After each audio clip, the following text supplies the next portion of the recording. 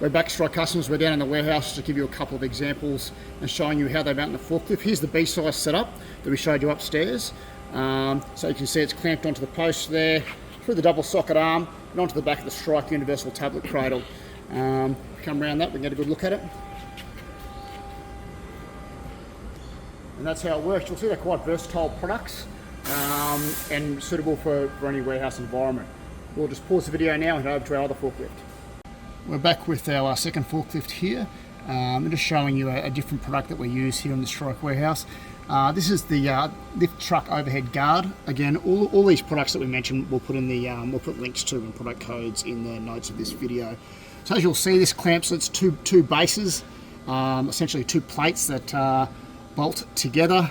We've attached a C-size plate here, a C-size double arm socket, and the same thing we had upstairs before. This is one of the rams. This is adjustable, but it's a gun holder.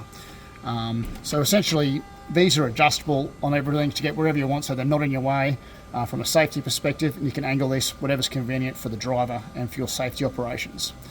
All these are available from Strike right now. If you find any of this confusing, which it can be a little bit, just reach out to us.